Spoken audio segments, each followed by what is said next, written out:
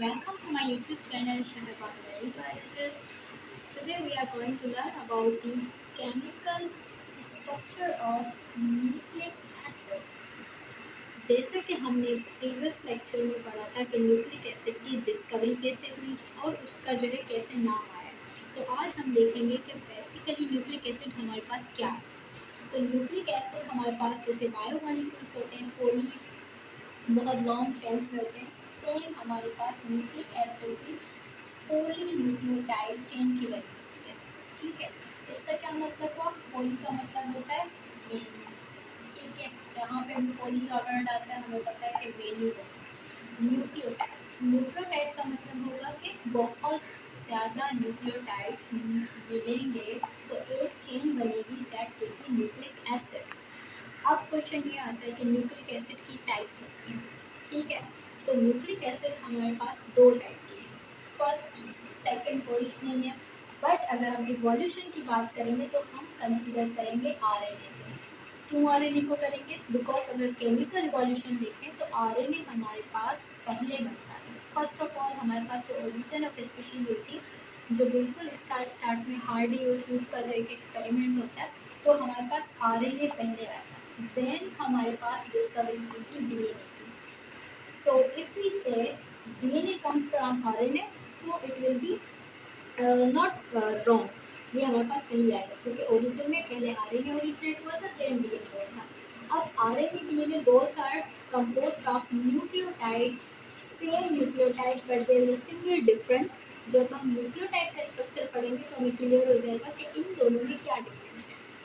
But RNA DNA में सबसे stable जो है स्टेबिलिटी डीएनए के अंदर है, तो इसीलिए जो है डीएनए ज़्यादा काउंट होता है as a genetic material transfer हो रहा है स्पीशीज टू स्पीशीज, क्योंकि डीएनए का molecule as compare to RNA बहुत ज़्यादा स्टेबल है। So let's move on to the structure of nucleotide. अगर न्यूक्लियोटाइड को हम देखें तो वो थ्री मेन जो है हमारी, मतलब कि केमिकली तीन चीज़ों से बना होता है।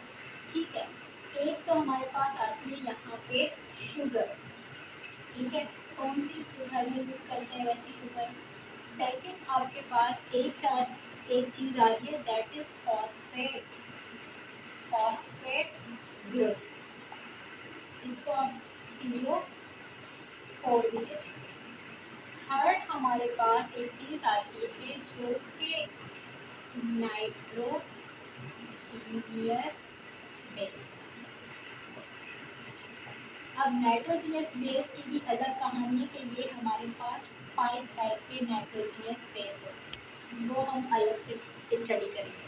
बट अभी अगर हमें पता हो कि what is the nucleotide, a single nucleotide consist of these three most important chemicals, that is sugar, phosphate and nitrogenous base.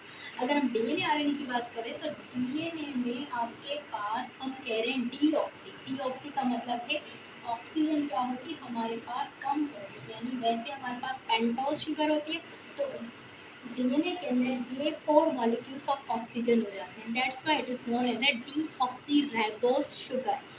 क्योंकि राइबो यानी आपके पास जो आरएनए शुगर है, राइबोज शुगर में से उसके 5 मॉलिक्यूल्स होते हैं। आरएनए के अंदर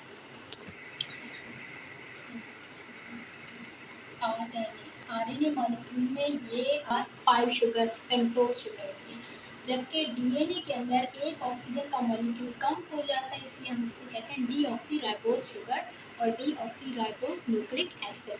तो ये तीन ग्रुप्स होंगे आपके पास, एक होगा शुगर, एक फॉस्फेट, एक नाइट्रोजनस बेस। नाइट्रोजनस बेस हमारे पास 5 टाइप्स के होते हैं। कौन कौन से होते हैं? Adenine, guanine, cytosine, thymine and uracil. तो डीएनए आरएनए में अगर हम डिफरेंस देखें तो हमारे पास यूरेसिल और थायमिन जो है वो एक जगह पे होंगे, एक जगह पे यूरेसिल होगा। तो ये मैं अलग से आपको शॉर्ट से वीडियो बनाऊंगी जिसमें डीएनए आरएनए के डिफरेंस जो है वो बताऊंगी कि इन दोनों में क्या डिफरेंस कौन से। बट एक सिंगल न्यूक्लियोटाइड के 3 कंपोनेंट्स होंगे, sugar, phosphate and nitrogenous base. अगर सपोज करें कि हम इसमें से एक जो है फॉस्फेट निकाल देते हैं, ठीक है, हमारे पास ये दो चीज़ें आ गई, तो इन दो चीज़ों को हम कहते हैं न्यूक्लियोसाइड। क्या कहते हैं, अब ये जो न्यूक्लियोटाइड है ये चेंज हो जाएगा। अब ये न्यूक्लियोटाइड न्यूक्लियोटाइड नहीं रहेगा, अब इसको हम कहेंगे दैट इज न्यूक्लियोसाइड। अब ये दो अगर कंपोनेंट्स हमारे पास हों, just sugar and nitrogenous base, तो इसको हम न्यूक्लियोसाइड कहेंगे। और अगर न्यूक्लियोटाइड है तो उसमें तीन चीज़ें होंगी, और ये तीन चीज़ें अरेंजमेंट कैसे होंगी, इनके क्या बेसिस होते हैं और क्या बॉन्डिंग होती है, ये हम नेक्स्ट वीडियो में स्टडी करेंगे। That's all for today, thank you.